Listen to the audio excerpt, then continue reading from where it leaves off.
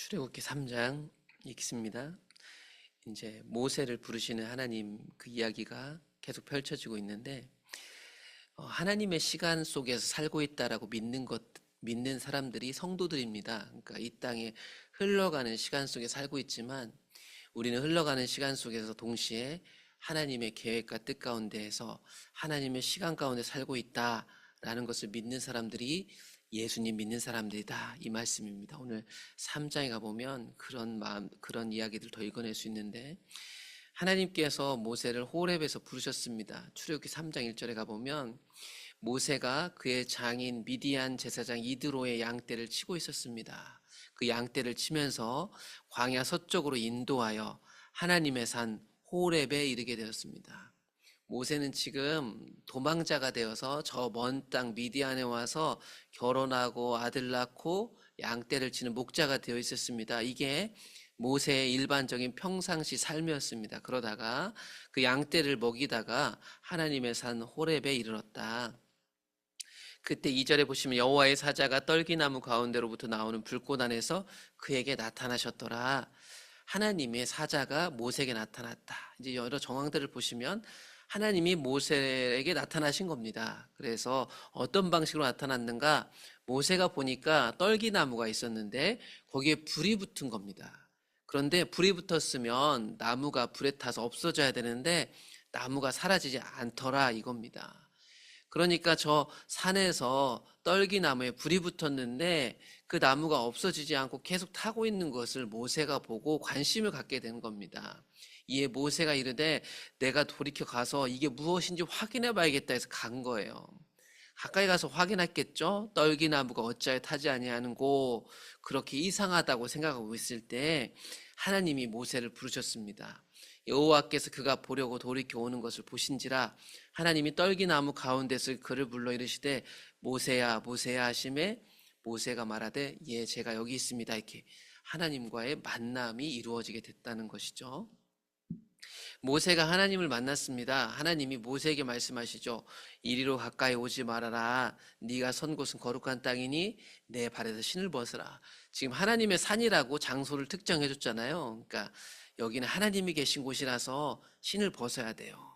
이 말을 뭐 어렵게 해석할 필요 없이 하나님은 사람이 가까이 할 수 없는 구별된 분이다라는 것을 하나님이 분명히 하시면서 모세의 주도권을 내려놓고 하나님 앞에 오도록 하게 만듭니다. 6절 또 이르시되 나는 내 조상의 하나님이니 아브라함의 하나님, 이삭의 하나님, 야곱의 하나님이다, 이렇게 얘기를 합니다. 그러니까 여기 나타나 자기를 부르고 있는 하나님이 누구인지 자기를 가르쳐 주셨어요. 이 하나님은 그 땅에 여러 신들이 있었겠죠. 그 다른 신들이 아니고 조상들, 이 모세 조상 때부터 계셨던 그 하나님, 아브라함이 하나님이라고 불렀던 그 하나님, 이삭이 하나님이라고 불렀던, 야곱이 하나님이라고 불렀던 그 하나님이라고 자신을 알려주십니다. 그렇게 하나님이 오시고 모세가 하나님 배웠기를 두려워 얼굴을 가리게 됐습니다. 그분의 거룩하심 앞에 이 죄인된 인간이 함부로 설 수 없었기 때문에 나타난 현상이겠죠. 그러면서 그 하나님이 모세를 부르신 이유를 얘기해 줍니다. 여호와께서 이르시되 내가 애굽에 있는 내 백성의 고통을 분명히 보고 그들의 감독자 때문에 부르짖는 것을 듣고 그 근심을 알았다, 이렇게 얘기를 해요. 그러니까 모세에게 나타나신 이유가 첫 번째로 하나님의 백성이 고통받고 있는 것을 보고 들으셨기 때문이라고 모세에게 알려줍니다. 그리고 그런 백성들을, 이스라엘 백성들, 하나님 백성을 구원해 내셔서 하나님이 약속하신 땅에 데려가려고 하는 것이 목적이란 걸 알려줘요. 내가 내려가서 그들을 이집트 사람들의 손에서 구원해 내서 그들을 이집트에서 인도하여 아름답고 광대한 땅, 젖과 꿀이 흐르는 좋은 땅, 지금 누가 살고 있냐면 가나안 족속, 헷 족속, 아모리 족속, 이런 족속들이 살고 있는 그 땅, 거기로 데려가려고 한다. 하나님의 계획을 계속해서 말씀하십니다. 그런데 이 계획을 어떻게 이룰 것이냐? 모세 너를 통해서 이루려고 하는 것이다라는 것을 말씀하세요. 그러므로 이 계획을 알려주시고 이제 모세한테 얘기합니다. 가라.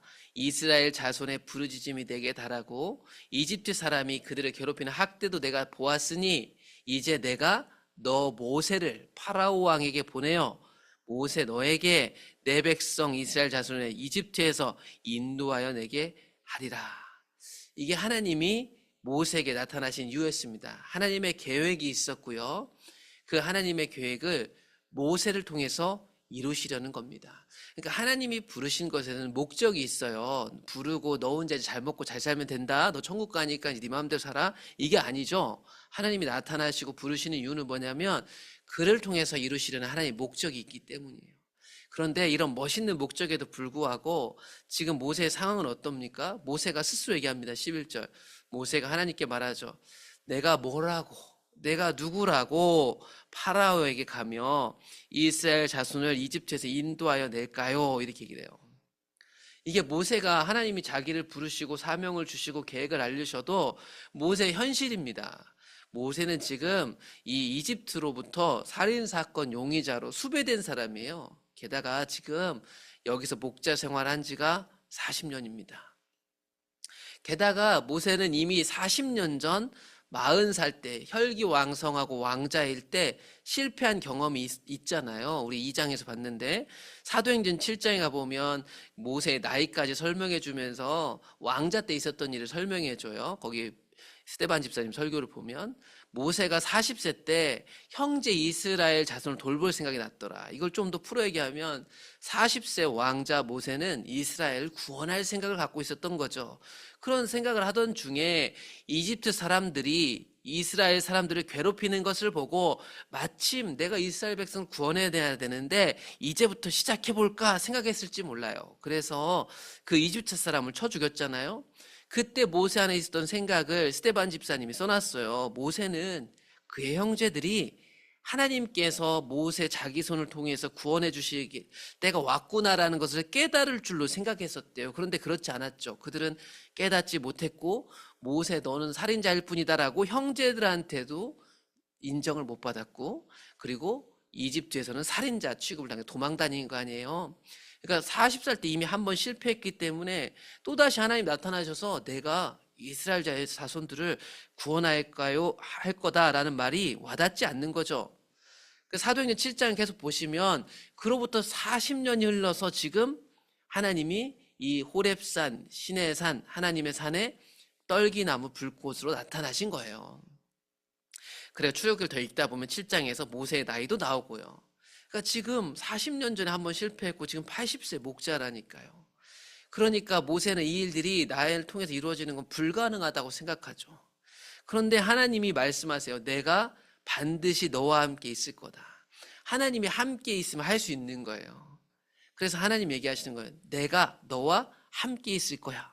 네가 그 백성을 이집트에서 인도하여 낸 후에 너희들이 지금 나를 만난 이 산에 와서 하나님께 예배할 것인데 그것이 내가 너를 보낸 증거다. 그래서 이 말을 꼭 기억하세요. 나중에 모세가 이 백성들 다 설득해가지고 한참 이제 10장 넘어가갖고 10몇 장, 15장, 16장 가가지고 이제 여기 이 산에 도착하거든요. 하나님이 함께 하셔서 하나님 말씀하신 걸 이루시겠대요. 그러면서 모세와 함께 하시는 하나님이 어떤 분이신지가 성경에 드러나기 시작합니다. 그래서 모세가 물어요. 하나님께. 하나님, 제가 이스라엘 자손들한테 가서 우리의 조상의 하나님이 나를 너희에게 보내셨다 하면 그들이 제게 묻기를 그 하나님은 어떤 하나님이냐 그 이름을 물으면 제가 무엇이라고 해야 되죠? 이 말은 뭐냐면 하나님 당신은 어떤 분이세요? 이름은 정체성이잖아요. 제가 이 백성들에게 하나님을 어떤 분이라고 소개해야 될까요? 라고 하나님에 대해서 묻습니다. 그랬더니 하나님이 자신의 이름을 알려줘요. 뭐라고 하냐면 나는 스스로 있는 자니라. 이 뜻이 뭐냐면 여호와라는 뜻이거든요. 여호와라는 뜻. 이 스스로 있다는 뜻에 대해서 많은 신학자들이 설명해요. 그런데 이 스스로 있는 자다라는 뜻은 전능하신 하나님, 뭐든지 하실 수 있는 하나님이란 뜻인데 그것보다 더 정확한 표현은 설명이 필요 없는 하나님이다. 나는 그냥 나란다. 이런 거예요. 하나님 당신은 누구세요? 나는 그냥 나지. 이렇게 설명해요. 그러니까 설명이 필요 없는 하나님인 거예요. 이분이 참 하나님이신 거예요. 그러니까 이스라엘 자손들에게 나는 스스로 있는 자다라고 해서 소개해라. 이렇게 말하라고 합니다. 설명이 필요 없는 하나님이죠.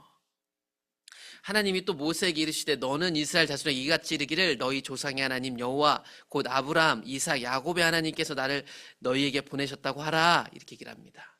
그러니까 지금 조상 때부터 약속하셨던 그 하나님은 지금 이 모세의 물음을 통하여 다시 한번 그 하나님이 어떤 분이신지가 확실히 드러나는데, 그분은 설명이 필요 없는 분, 무엇이든지 할 수 있는 분. 이제 설명이 필요 없다고 했는데 이게 그냥 말로 사기치는 건가 아닌가는 이제 이집트에서 구원해내시는 거 아닌가를 한번 보세요. 어떻게 구원해내시는가를 보시면 스스로 있는 하나님이란 건 이런 분이구나, 설명이 필요 없는 분이었구나 라는 게 드러나게 돼 있거든요. 그 하나님이 조상 때부터 약속하신 거예요. 그러니 모세는 자기를 볼 필요가 없어요. 하나님이 함께 하신다는 것을 믿고 그때마다 하나님이 주시는 방법을 따라 이들을 구원하면 되는 거예요. 그래서 하나님이 하나님의 방법을 알려주죠. 너는 가서 이스라엘 장로들, 지도자들을 모이고 그들에게 이르기를 여호와 너희 조상의 하나님 아브라함, 이삭, 야곱의 하나님이 나타나 내가 너희를 돌보아 너희가 이집트에서 당한 일을 확실히 보았다고 얘기해라. 이 이스라엘 장로들, 지도자들을 모으고 조상의 하나님께서 적과 꿀이 흐르는 땅으로 인도한다고 말해라. 이렇게 얘기를 합니다. 내가 말하였거니와 내가 너희를 이집트의 고난 중에서 인도하여 가나안 땅으로 올라가게 할 것이다 라고 말하면 그들이 너희들의 말을 들을 것이다.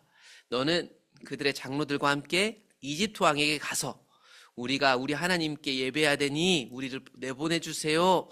이렇게 말하라고 하나님이 방법까지도 자세히 알려줍니다. 하나님께서는 이렇게 해도 파라오 왕이 쉽게 허락하지 않을 것도 알고 계셨어요. 내가 아노니 강한 손으로 치기 전에는 이집트 왕이 너희가 가도록 허락하지 아니하다가 내가 내 손을 들어 이집트 중에 여러 가지 이적, 10재앙이 나오죠. 그래서 10재앙을 친 후에야 그들이 너희를 보내줄 것이다. 파라오가 쉽게 허락하지 않을 것까지도 하나님 말씀하셔서 모세를 보내십니다. 나갈 때는 이집트 사람으로 이스라엘 백성에게 은혜를 입히게 할 것이니 이스라엘 사람 나갈 때 빈손으로 내려가지 아니하고 온갖 보물들 값을 치름을 받고 나가게 될 것이다 얘기하는데, 이건 단순히 하나님 돈 주는 게 아니라 430년 이집트에서 노동한 대가를 그동안 빼앗긴 것들을 하나님이 갚아주심으로 그걸 가지고 나오게 될 것이다. 그러니 아직 일어나지 않는 일인데 모든 일을 아시고 그것을 모세에게 가라고 명령하시며 방법까지 알려주시게 돼요. 여러분, 오늘 내용들을 한번 좀 잘 생각해서 모세 입장이 한번 돼보시면 좋겠습니다. 모세 입장이 돼보신다면, 좀 객관적으로 멀리서 보신다면 하나님은 도무지 이해하기 어려운 분이신 것 같아요. 미디안 목자로 이미 이제 40년이나 살아왔어요. 그 40년 가운데 목자로 살았으니 40년 목자 경험으로 산전수전 다 겪어냈을 텐데 처음 보는 이상한 나무를 봤어요. 그것이 모세를 주목하게 만들었죠. 그곳에 갔다가 하나님을 만납니다. 그리고 그 하나님이 자신이 누구인지, 자신의 계획이 무엇인지 다 들려주었습니다. 그런데 그 거대한 일을 어떻게 할 수 있다는 것인지 모세는 이해하기 어려웠을 거고, 옆에서 보는 우리도 사실 이해하기 힘듭니다. 왜냐하면 모세는 이미 힘이 있을 때, 왕자일 때, 40세일 때 실패한 경험이 있고 지금은 도망자요 80세 평범한 목자일 뿐이니까요. 그런데 그런 모세를 보고 하나님이 반드시 함께해서 그 일을 이루시겠다고 하시고 방법까지도 말씀해 주세요. 이거 은혜가 될지는 모르겠지만 이해하고 받아들이는 건 참 힘든 일이에요. 그런데 이 이해하고 받아들이기 힘든 일을 말씀하시고 이루시니까 그래서 하나님 아니실까 그런 생각을 해봤어요. 그분이 자신을 소개할 때 나는 나야, 설명이 필요 없다, 이런 것 아닐까요? 우리는 다 저마다 자기 생각을 가지고 촘촘하게 시간이 지나고 나이가 들고 경험이 더해지고 성공을 경험하면 경험할수록 있잖아요. 우리는 우리의 생각 가운데 살려고 합니다. 그런데 하나님은 설명이 필요 없으시고 우리를 만드신 분이잖아요. 오늘도 그 하나님께 들으려고 이 새벽에 오고 주일을 멈추는 거 아니겠어요?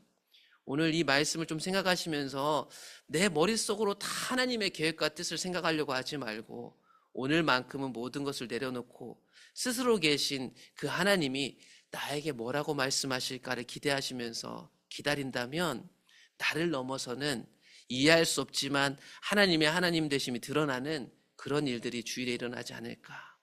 내 울타리를 깨뜨리고 우리의 완전한 울타리 되신 주님께로 가셔서 오늘만큼은 안식을 누리시기를 축복합니다.